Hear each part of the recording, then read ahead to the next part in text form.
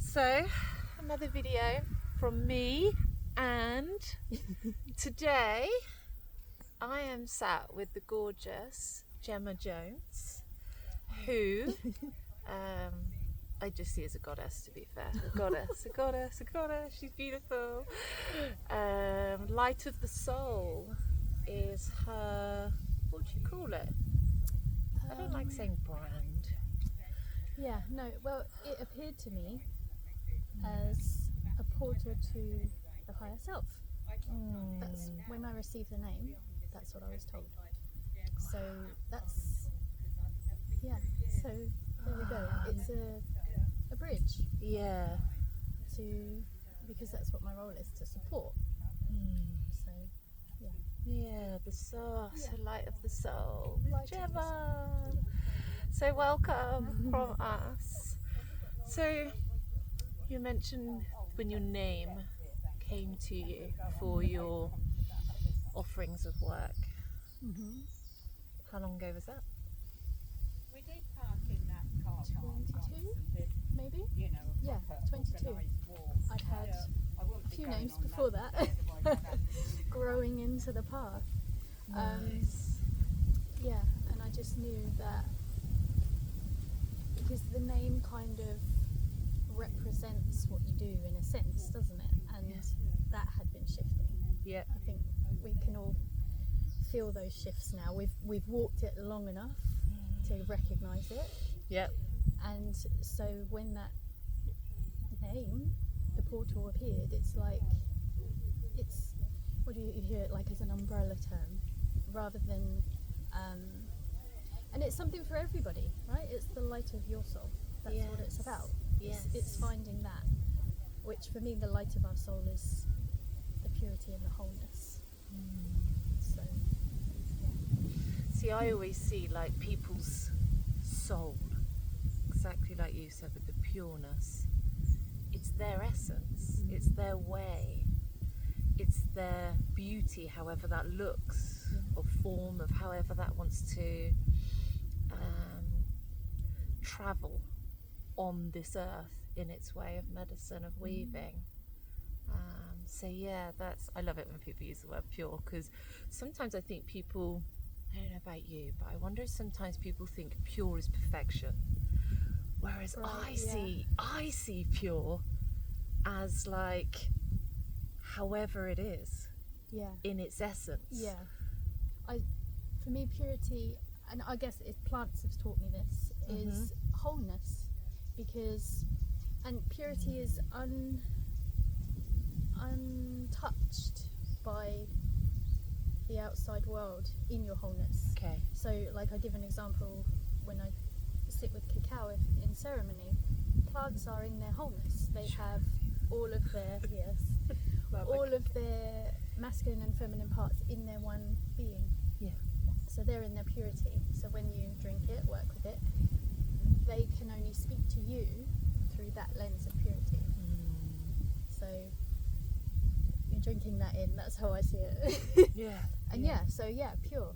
It is, words do pick up connotations, don't they? Different meanings, but no, I understand that. Different meanings to different people. Yeah.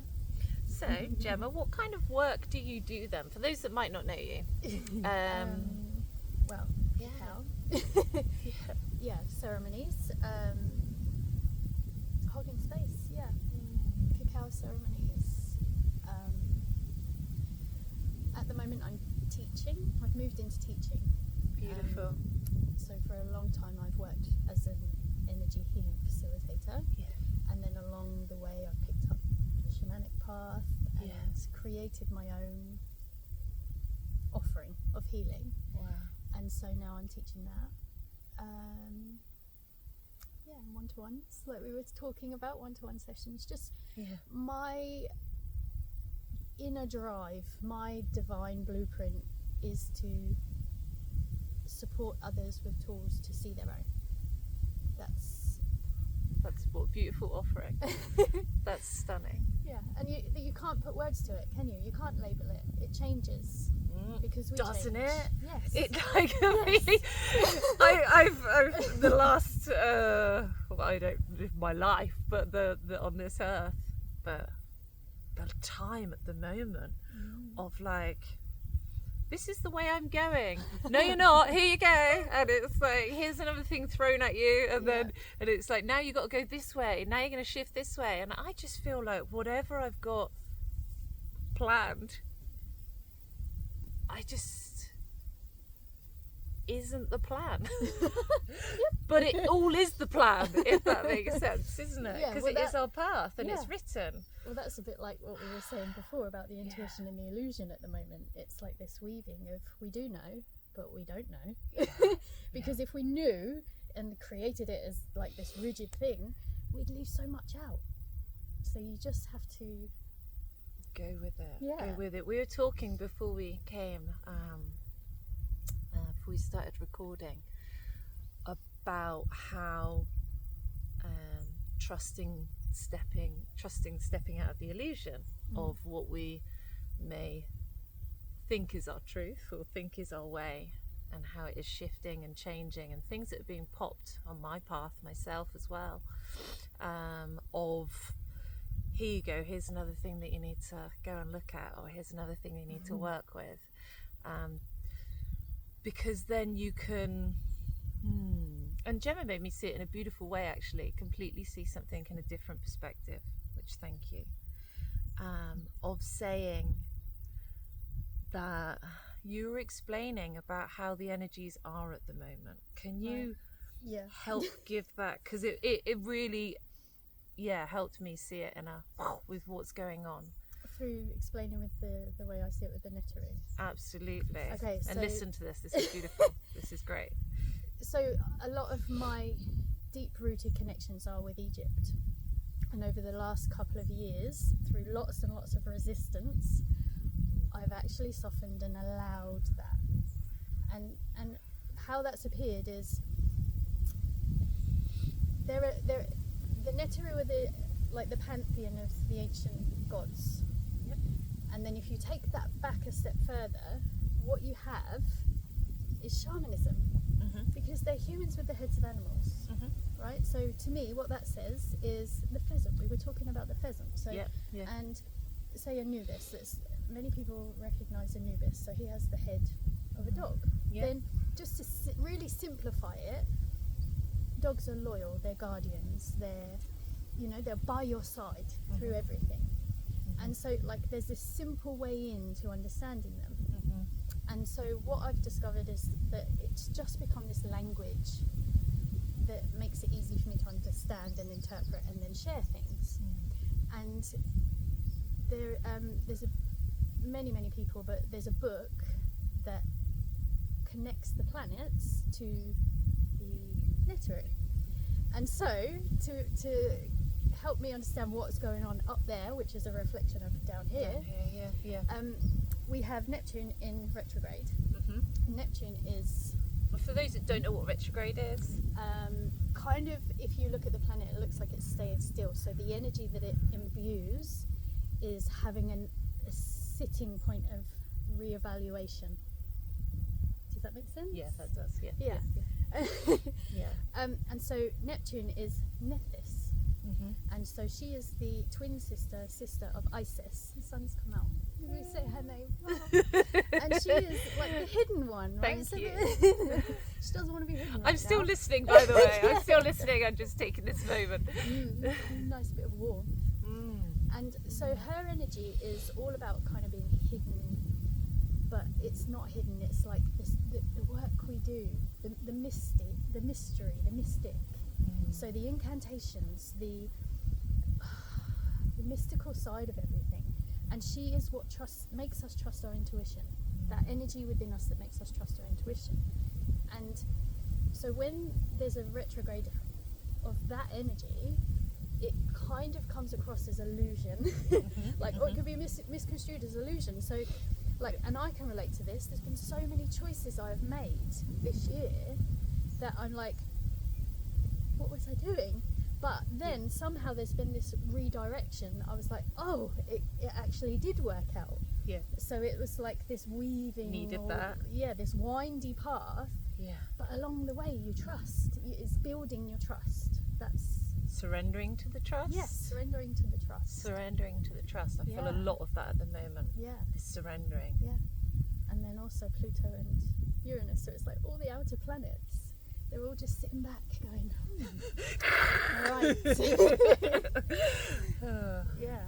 And I'm not, it's really brought astrology to me. Yep. This, with learning about the Neteru. So, so really that's learning the shamanic path, which is about the path of the earth, has brought the stars and the celestial beings to me in a deeper way, a stronger alignment and connection.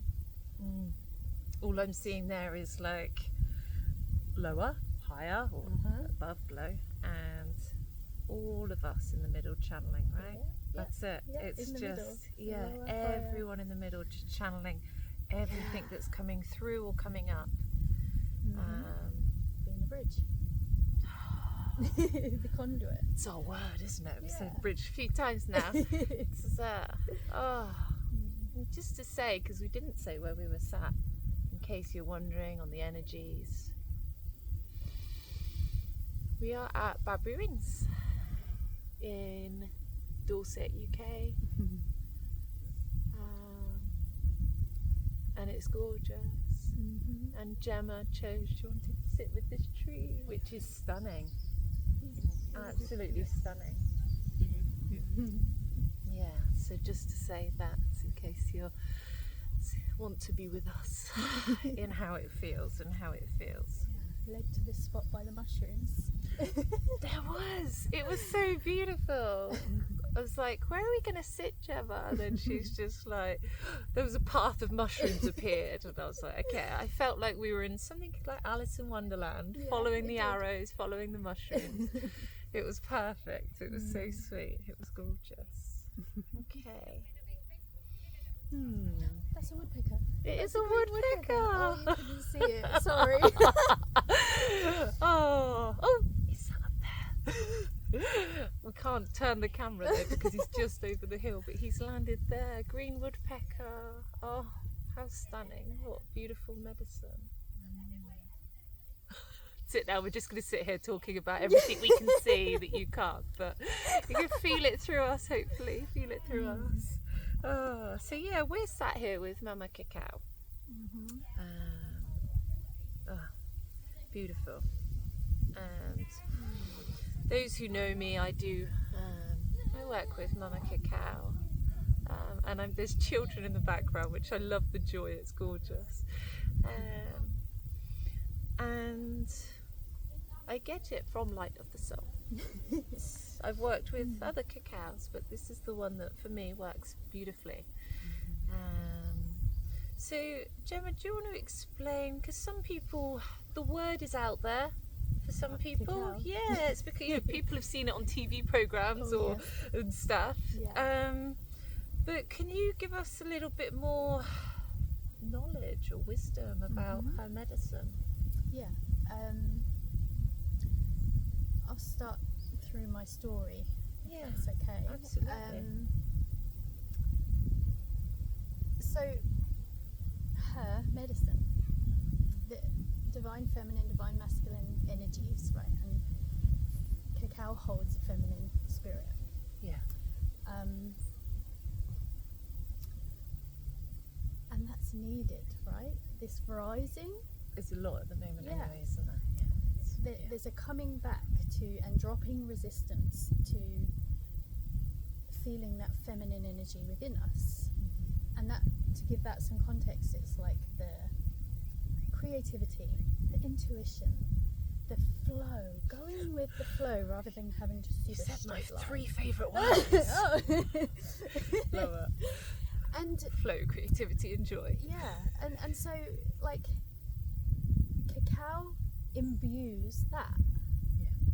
And then so one of the origin stories that I love about cacao is, so the goddess, I don't know the origins, I think it might be Mayan, of calling her Ish Cacao. I kind of don't anymore. For me, she's just spirit of cacao.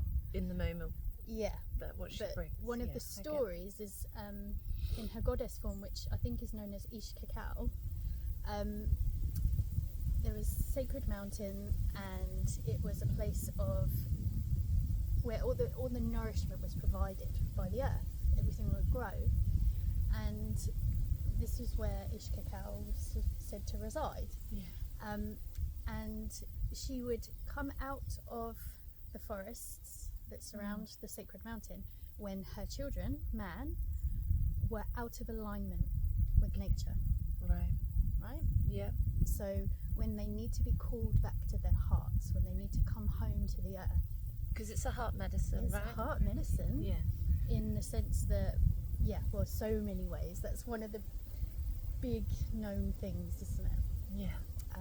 Softening the cardiovascular system on a physical level, softening your muscles. So, you know, as well as calling you, she allows you to drop all that resistance.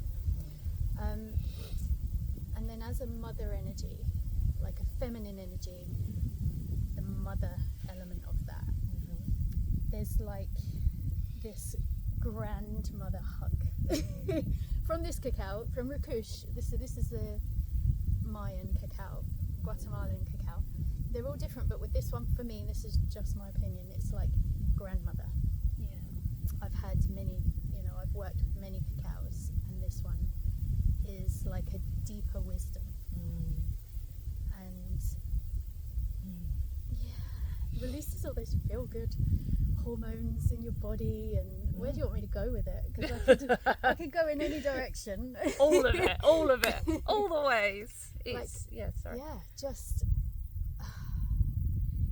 you have to find your own doorway in with her. That's always through experimenting carefully, respectfully, researching, and just trusting your intuition. Absolutely. Like, she brings out your creativity. And through that and all of that softening, you find your confidence, your purity, right? Your inner confidence, because she's giving you purity to look through. That's her medicine. And she's reading you and what you need. And then, like, I don't know, I've not really worked with many other plant medicines, but like stronger ones, let's say. But the way that she helps you is as a facilitator, as a space holder. It's not, here you go, do this. It's, oh, here's something you are showing me you need. She's a holder. Yes. Yeah, she is very much a holder for me. So I completely understand that. Like, as soon as I decide, whenever, if it's a daytime, whether it's in ceremony, whether it's in circle, whether it's alone,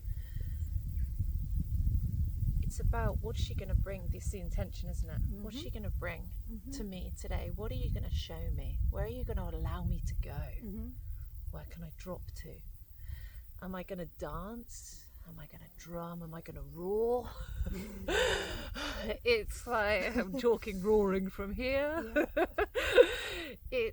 We were talking a lot about, I call it dragon wisdom. Rising, dragon wisdom coming out, tingling. Tingling. I love the rising. A lot of this energy at the moment. This earth Rumbling. It's like the other day I closed my eyes and I could see this ginormous cauldron, and it was like it was just being stirred like this. And it was starting as all this mist, steam rising up, like just kind of feelers going out as if to say, oh, am I ready? Am I ready? And it's like, for me, that visualization that I saw was like a interpretation that there is a collective readiness to rise. A giant cauldron. Everyone. That it was huge. I mean, I work with togetherness around that gathering. The pot. Wow, that's powerful. That's powerful. Because you're like visualizing now. off in my own little journey there. Me too. I was just remember where I'm back. Come back. I want to talk a little bit, because you're like me. Well, like we all are. We're going around and we're working journeying with our things, with people. And you were saying there about the essence of the people around you, around this pot, in this togetherness of rising. It's just worldwide. It's all happening, isn't it? I think. And just hearing it connective in all areas of the offerings of work, of whether it's one-to-ones, whether it's sitting in sacred space with people, whether it's doing work on my own or passing people in the street that want to stop and talk. It's all of this medicine is just hugely networking into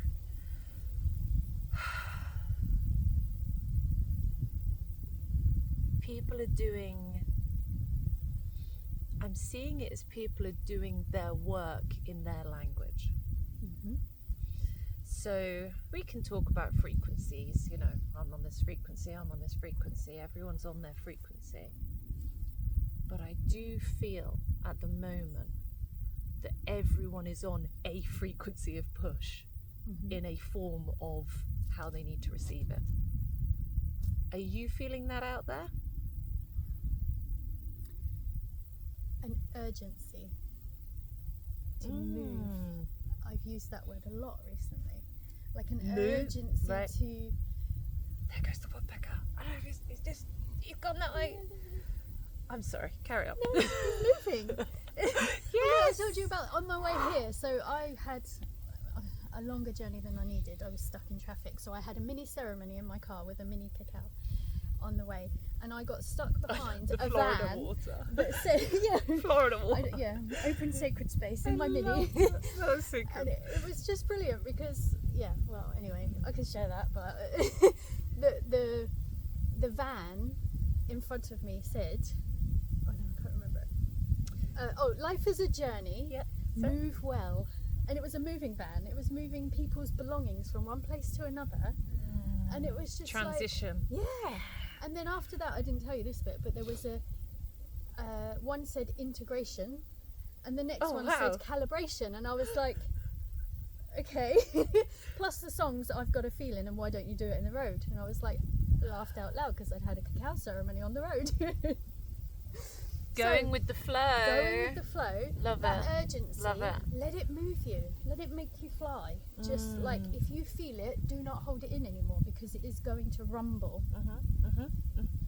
Yeah, I find I'm like at the moment dancing through let's just say supermarkets because I don't want to name any. So I'm dancing through supermarkets and I have my headphones in, I'm just doing my thing and doing my flow, and do you know what, it's just beautiful because people are just like, they smile and they love it and they want it because everyone's got it inside. Everyone's got this joyfulness, everyone's got this you know, this creativity, and but it's about jumping out the fear and allowing yourself to be in it. Yeah, totally. I mean, I actually cocoon myself quite a lot from what's going on in the world. My partner is probably the one that informs me, keeps me informed of what's going on, and that's not out of ignorance. It's healthy. I feel it quite healthy to it not keeps me entertain. focused on what it is that I'm being a bridge for. And you know, my daughter came to mind. We're creating a world, right?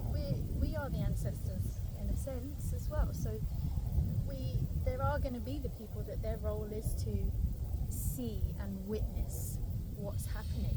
To, you know, because in some ways it's like they're going to be the ones that transmute it.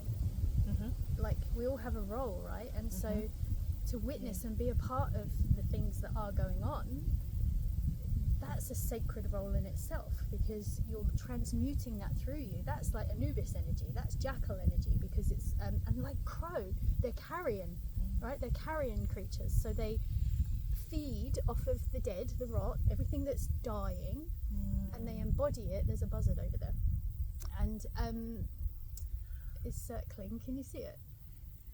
Maybe we should just have nature cam as well. and so, but that's what jackal, vulture, those kind of crow carrion animals do.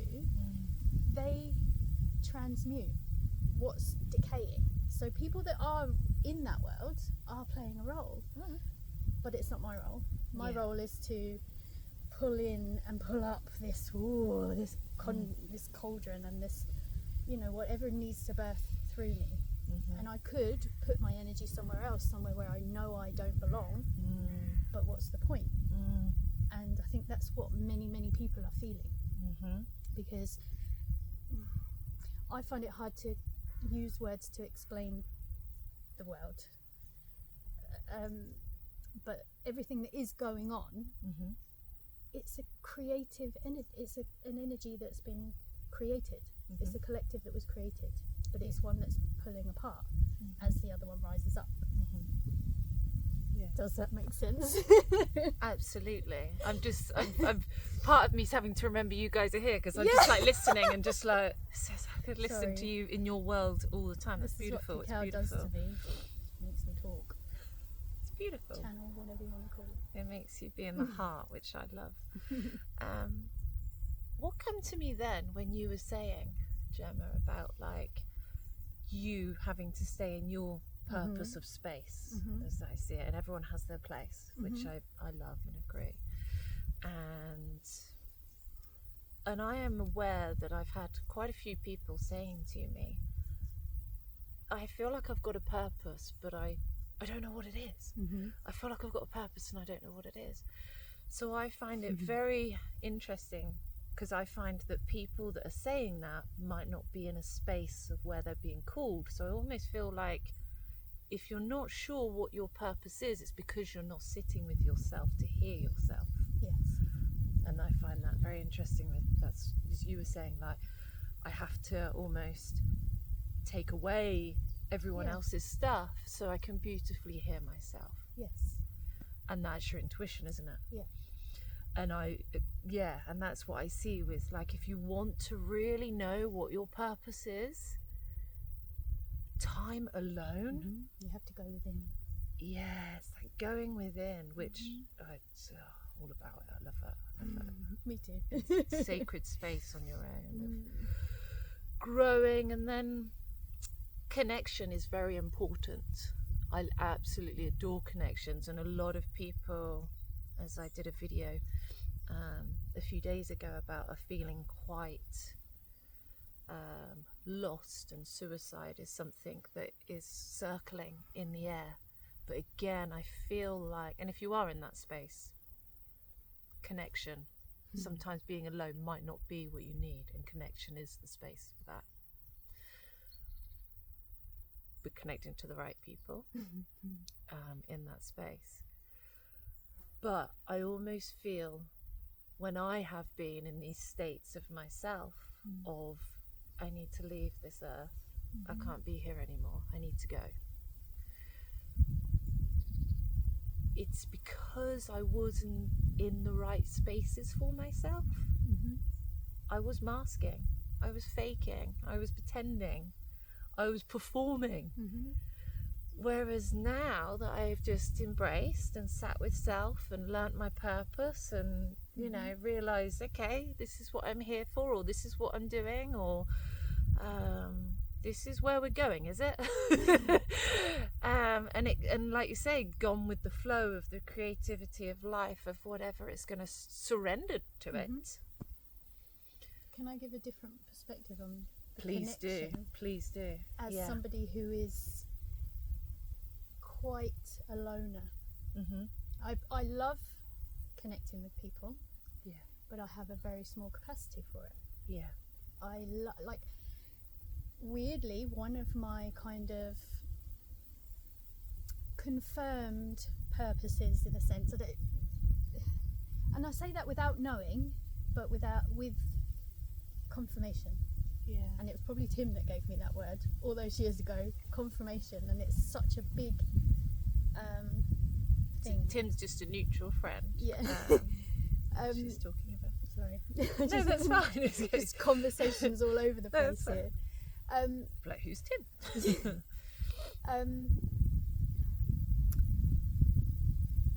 One of the roles I have is to bring like-minded people together, but I don't have the capacity to constantly be in that space. constantly be connecting. So like, I don't know, the last couple of years of my life where I've been through a big thing, I needed to withdraw. I didn't need connection. And so both are okay. Absolutely. And it's like that harmony of, because when you do move into those spaces, yeah, it is, but harmony is that. It's not that, is it? Like, ebb and flow. Yeah. And so like when you do move into those spaces, but perhaps you're masking and thinking, oh, I need to go there because that's what other people do, that's when you're going to feel the discomfort in yourself. So it's that balance, isn't it? It's like when the ebb and flow. So withdraw and move out, and then once you've had enough of, if you don't want to be a part of a community or something, then that's okay. Permission giving to be how you need to be within every moment. Yeah. Because underneath that, the work you do on your own, everything is energetic, right? The work you do on yourself, it doesn't need to come out of your mouth to be shared with somebody else. You are tapped into these grids of energy, and every change that you make within yourself moves into that grid and ripples out. There we go. I'm seeing a network of water now. Water. Yeah, let's talk water. Lots of water energy. I have felt it more. I have gone a little bit more at the moment into fire, I must admit, of roaring here of fire. But however, the last few weeks, water has been a huge presence. Massive draw to water, cleansing. Frogs. And I feel, Frogs. Yes. I've had lots of frogs. Which you got gifted with. Yes, this morning. She was telling me she got gifted with a frog this morning from her cat. So that was beautiful. Poor frog, but it was what it was. He was alive, he was fine. You put him back in the pond. He went back to the water. He hopped off on his merry way. So that's good. Good. And nature's nature, right? But yeah, how have you felt with the water? Well, it made me laugh because I'm having lots of work done on my house, and one of the things that's happening is all of the bathrooms and the waterways are being removed. It's like the water flow in our house is being taken apart and put back together in a different flow. Wow. And there are five people in our house, 4 of them being female. So there's a lot of emotion. And water for me is emotion. You know, it's or emotion is watery. Yeah. And the connection with that is, if you think about the word emotion, it's energy in motion. And so it's like that, needing that flow.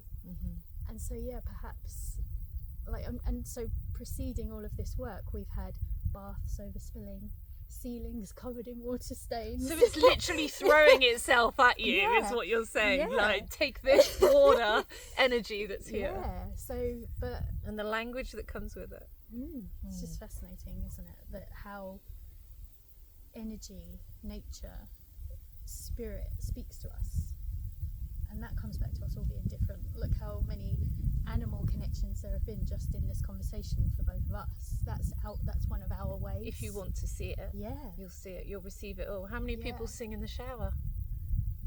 Water straight away brings in this, I call it mermaid language, when, with the singing.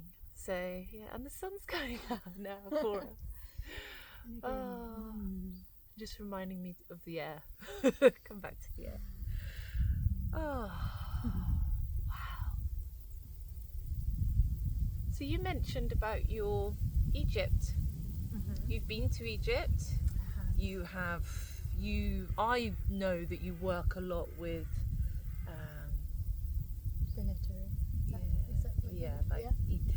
Egyptian energy. I guess. I see Egypt as heart, as home. I see, a bit like Atlantis and Lemuria, I see them as eras of frequency. Like they were times of harmony. Is that word again? It's beautiful. Harmonize. And I don't know, like Egypt colours. If I was to give it colours, I'd say gold and blue. It's gold at the moment. Lots of gold. Yeah. I woke up this morning with gold everywhere. That's just my thing. But yeah, well, I wake up with and it was gold everywhere. And that's like a rising. It's a. That's why I was thinking the fire earlier that I was saying. That for me, there's that. Yeah. A lot of gold. Yeah. And Egypt is your home, your heart. Been there? Yes. As in, you're from there? Well, my mum was born there. Wow. Actually, all of my aunts. In this lifetime? Your mum was born there? Yeah. Oh, wow. And so I returned her there last year. Yeah, I gave her a home that I felt she deserved between the paws of the Sphinx and in the Queen's Chamber of the Great Pyramid. I don't know if I'm supposed to say that out loud, but I've got goosebumps. she was such a That sounds beautiful. beautiful being. She deserved that. So yeah, and that's. Thank you for sharing that. That's stunning. That's really beautiful. She's what drives me now. You know, it's that divine feminine, the cacao, Isis, everything divine feminine. Egypt feels very feminine. You know, in the way that everything was like magic, as we would call it. Spirituality was just a way of being. Yeah. And so for me, it's like, let's tap into that right now, because that's what we are striving. I don't really like that word. Moving, what we can feel pulling us. Like, so let's tap into that, because we just want to live where that's a way of being, to just be sacred every moment of every day. And yeah, so I close my eyes and I can smell Egypt. I can smell, there's just a warmth in the air. Yeah, it was a powerful experience, and I will return again. It was amazing. We did private tours and or private meditation. We had private access in a lot of the temples, which it's, what energy, what energy, what feeling. yeah. Can't recall. Komombo was probably really powerful. That's Horus, so the hawk-headed god, and Sobek, which is the crocodile. So it's earth and sky. Yeah. And there's a temple where half is dedicated to one and then the other. And so you have this, they're known as like reconciling the opposites. So like the opposite energies within us, like those, all of it, above, below, masculine, feminine.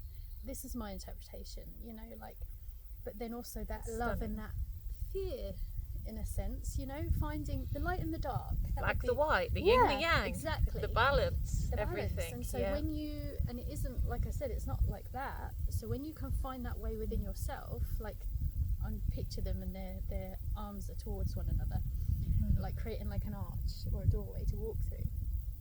And they found that sacred harmony, so they know how to reconcile those opposites between, and that's what they offer, you know. It's like, so that temple was just, I actually felt more in the Sobek side, so the crocodile side, the earth side, that's what it would feel like to me, than the Horus side. But just, yeah, it's such a, sounds a bit magical. yes, Sounds very magical. it's beautiful.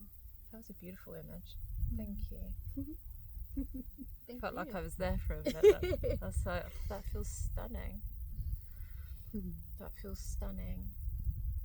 And at the moment, I am really weaving and learning about something you just mentioned, the masculine with the feminine. I love it. Yeah. I absolutely love it. I'm loving this softening that we're having to do. I'm loving looking at why I've had to be in my unhealthy masculine and how to drop into the healthy masculine. So I'm really sort of tearing those bits apart, and the relationships with masculines, how I've received them, how I've perceived them, how I've perceived my feminine and the perceptions on that. It's coming at me all ways, and I feel like hugely when I think of goddess energy, Egypt, obviously that's that feminine held well by their masculine. That's how I see the Egyptians, the old ways. And I do feel like this is what we're healthily trying to get back to, isn't it? Yes. This balance within ourselves to get it out with others. Yeah. And I feel that's got a big presence at the moment. Totally. Well, I've never been to the rings here before, and what you shared about how it feels outside and inside. Energetically here at Babri Rings. Yeah, like that protective energy. And then once we moved into the centre, it was like, you could feel it. You could feel the difference. Yeah, we were saying before we come on recording, there's always an aeroplane in my videos. I love it every time. You're taking flight. I hear them now. It's like they're always there. I love it. I can't go anywhere. And no matter where I sit, no matter what time, they make an appearance. Thank you. Big wings. Wings in the air. Yeah, I was saying about Babri Rings to me just feels energetically like the rings on the outside are the wall, the protection, the being held. And then as soon as we walk into the centre where it's more Fae energy for me, it's the softening. Yeah, and there were loads of beautiful wildflowers in the centre. As you said that, I looked around and it was just colourful and wild. And we are sat now literally in between the two. Oh my gosh, we are. Have you noticed that? So we have what we would class as, I would class as the masculine of the wall being held here. Yeah. And then we've literally, this is the Fae here. And that's so we are literally sat in a little pathway of a portal in between the two, which I find... Wow, we found the right spot. Yeah, amazing. It's beautiful. Yeah, it's stunning here. It's beautiful energies. Yeah, that's a whole topic on its own, isn't it? The masculine and feminine energies. It's again these words, this harmony. Dance of life, and just the masculine energy is kind of like more like a straight line to me. It's like because it has more definition and purpose of what it has to do with, like the protection or the defense or the, and then I always see it as like if there's an energy moving in a straight line, there's this spiraling energy around it, which is the feminine, and it's almost like there's this magnetic hello Mr. Bug. I call these buffalo bugs. I don't know what they're actually called. Get into the camera. Yeah. Oh, he's gorgeous. I did see a spider a minute ago coming across there. He's staying. So I'm staying with you. Yeah. Oh, he's on the blue lotus. That's beautiful. What's that you smell? Frankincense. Beautiful. You sound frankincense. We have a little offering pile here that you can't see, but there's like some bits and bobs here for Mama. Yeah.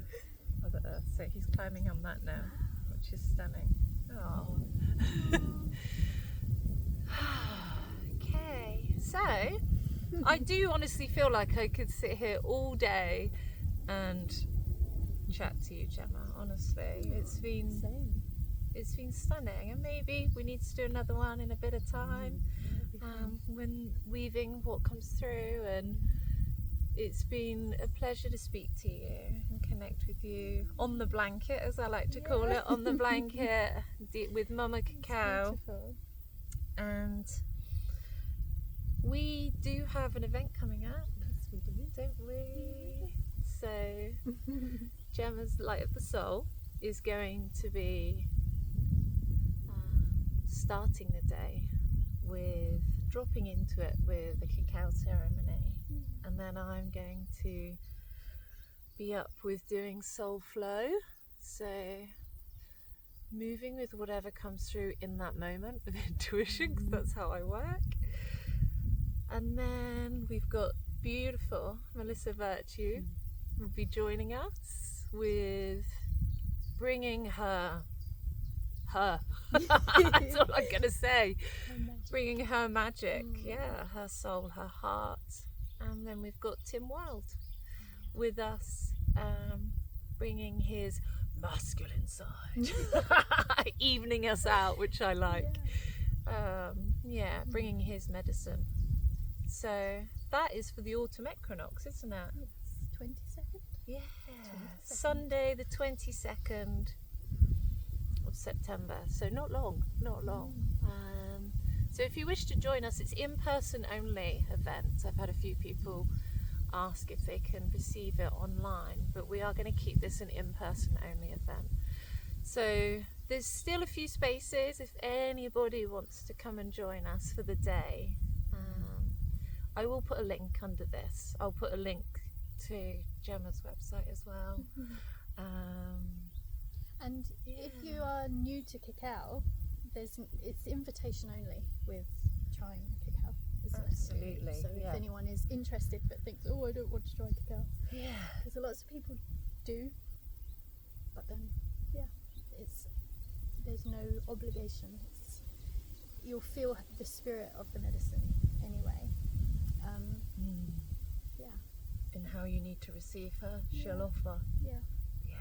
And I couple cacao with some sound, so it will be opening. That's how it feels for me. It's like opening everyone, like opening hearts to really receive from everyone else on that day. From Karen and Melissa and Tim. Yeah. Oh, that's gorgeous. Thank you. Thank you. Okay, so from us at Babby Wings, the sun was thinking about coming out then. It's beautiful. Just a little bit of warmth. I hope you've enjoyed this, and until next time, big love from our hearts to you. Until next time, thank you so much for watching. Big love. Bye.